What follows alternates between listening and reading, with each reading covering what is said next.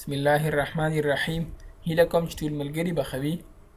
راځم مایکروسافټ ورډ ته، فایل ټیب، انفو کې پروپرټیز ته.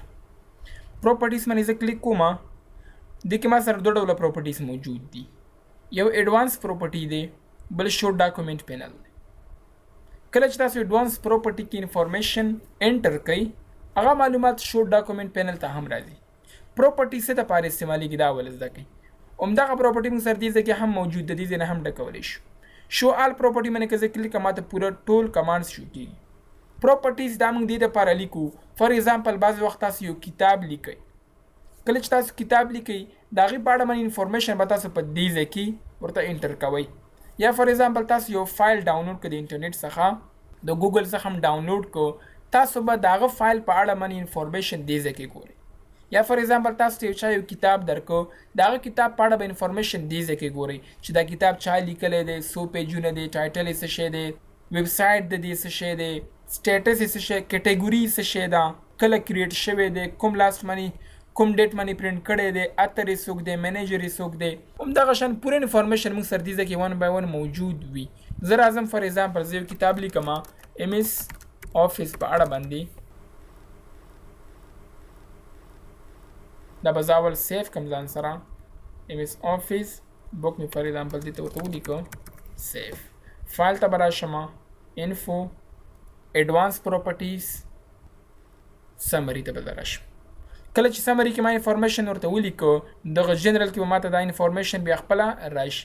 سمري وایي خلاصې ته. سمري کې به زه دغه انفارمیشن پوره دې کې ورته لیکم. ټایټل یې څه شی دی؟ ټایټل مطلب عنوان. زه ورته وایم چې دغه کتاب عنوان ایم ایس آفیس دی. سبجیکټ یې څه شی دی؟ زه یم فار ایگزامپل سبجیکټ یې کمپیوټر دی. اتر یعنې لیکوال یې څوک دی؟ زه یم دا دی. منیجر یې څوک دی؟ فار ایگزامپل دا کسې منیجر دی. کمپنی دا یو ده. کیټګوري کوم بخش کې راځي؟ زه یم فار ایگزامپل کمپیوټر ساینس کې راځي. کیورډز مطلب مهم نقاط په دې کې کوم کوم ذکر شوي دي؟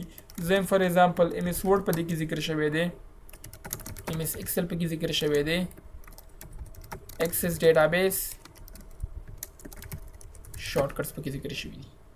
کمنټس څه کمنټ په ورکول غواړئ؟ زه یم فار ایگزامپل دیس بک از فار بوث ټیچر اینڈ سټوډنټ. صحیح شو؟ هایپر لینک کې به تاسو خپل ویب سایټ انټر کړئ. فار ایگزامپل چې یو کس د دغه کتاب په اړه باندې نور هم انفارمیشن غواړي، کوم سایټ ته راشي؟ زه یم فار ایگزامپل www.mci.edu.pk دغه سایټ ته دی لاړ شي. ټمپلیټ نارمل دی. سیف تمنیلز فار آل ورډ ډاکومنټس. که دې کې فار ایگزامپل تاسو چیک ولګوئ، اوس خو چې کله تاسو ته خپل د کتاب ته وګورئ د کتاب منځ نه ښکاري. صحیح شو؟ خو چې کله تاسو سیف کلیک کوئ نو تاسو به دغه کتاب منځ هم ښکاري شي. تاسو ورته وګورئ د کتاب منځ هم موږ ته ښکاره شو، ځکه چې هلته ما کم یو ورته کلیک کړو. هلته زه رالم ایډوانس ته، سمري ته، سیف تمنیل فور آل ورډ ډاکومنټ دې کې ما کلیک ولګاو، سیف مې کلیک کړو نو اټومیټیکلي ماته دغه کتاب منځ ښکاره شو، یعنې هغه تمنیل یې ماته شو. سټیټسټکس ته زه راځم. دې کې مره دغه انفارمیشن راغلی دی چې کوم ډیټ باندې کریټ شوی دی، موډیفای اکسس، څومره پیجونه دي، څومره پیراګراف دي، لاینونه، پوره انفارمیشن ماته په دې کې ون بای ون راکوي. کنټینټس ته لاړم، کنټینټ کې ماته ټایټل راکوي چې دغه ستا ډاکومنټ ټایټل موجود. کسټم ته زه راځم، نور هم انفارمیشن زه به دې کې زیات هم لیکلی شم. چیک بای دا کتاب چا چیک کړی دی، تاسو ورته ټیکسټ واخلئ. زه یم فار ایگزامپل دې کس تا چیک کړی دی، طاهر خان فار ایگزامپل، دا به ایډ باندې کلیک کړئ. کلاینټ مطلب څوک یې اخیستونکي دي، زه ورته یم فار ایگزامپل سټوډنټس، ټیچرس. ډیټ کمپلیټډ کوم ډیټ باندې دا کمپلیټ شوی دی، دې دپاره به تاسو ډیټ ورته واخلئ. فار ایگزامپل دا مې ورته ولیکو. ډپارټمنټ کومه مغه ده، ډیسټینیشن، ډیپوزیشن چې کوم مهم هغه تاسو ولې صحیح شوه.